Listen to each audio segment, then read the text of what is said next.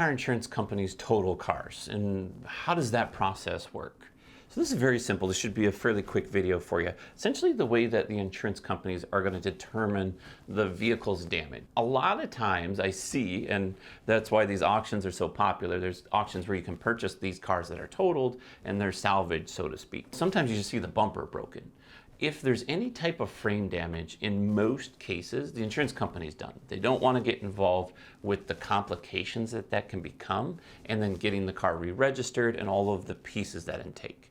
On top of it, the time it takes to repair a car like that is pretty lengthy because you have to take a lot of that vehicle apart. Half the time the frame's connected to something major, which is the frame, that everything's connected to the frame. And so there's any cracks or damage, the integrity of the vehicle in general shouldn't be driven on the road, it should be salvaged. In those cases, an insurance company will salvage your vehicle, pay you out on the claim, and you'll get a check from them. A lot of the time, it's not to that point to where there is major frame damage, to where there's just a lot of damage. And in those cases, if there's more than 70 to 75% of the value of the car, if you go to NADA or Kelley Blue Book or any of those websites to where you can look up the value of the vehicle, you can find that that's what the average retail price is. They're going to pay you out roughly a mix of that between what the used price is to new, to on the lot, to the cost of repairs, and all. They're going to do a calculation, and when they determine that, let's just say a $10,000 car had $7,500 worth of repairs. Well, it's not worth their chance or risk of opening up that can of worms and seeing, well, now there's $9,000 worth of repairs.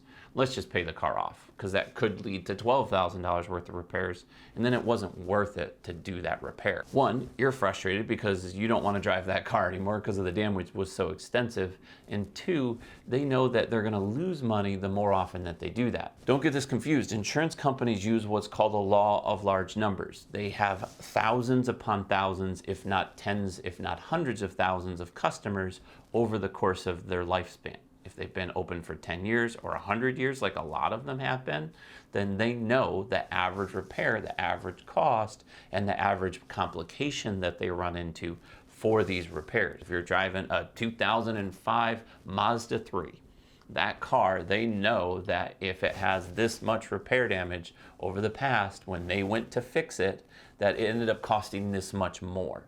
So their calculations are based on those predictive models that say, okay, well, this car is only $3,000 to repair, even though it's worth $6,000. That's usually what we would fix it at.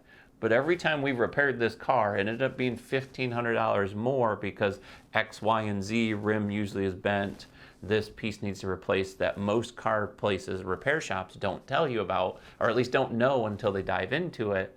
So then let's just total this car out. Now that's where those flippers go in and they buy those cars at the auction for $2,000 or $1,000. They fix those things for $2,000. Now they've got a $6,000 car that they paid $3,000 for.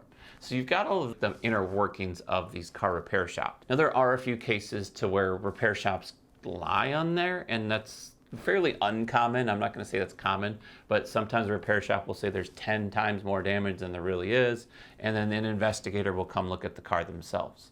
Most insurances are going to ask to see the vehicle, inspect the vehicle. They have the right to review it and then just determine that themselves.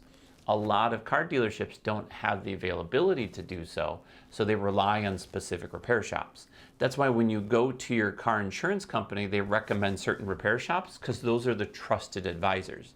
They've had them built in as inspectors to where they don't have to go out to them. Well, because that's such a good deal for them and they can review it, make sure the damage is accurate, then they're going to offer larger warranties. So there's one of the benefits that you have going to those places. Let me know what your thoughts are. Have you had complications going directly to one of the car repairs? Did they cover the warranties? Has it been an issue? Or did you have better luck going on your own? Hopefully this was helpful. Share it with anybody that needs to kind of know that these repairs are out there. I'm Mark with Think Insurance.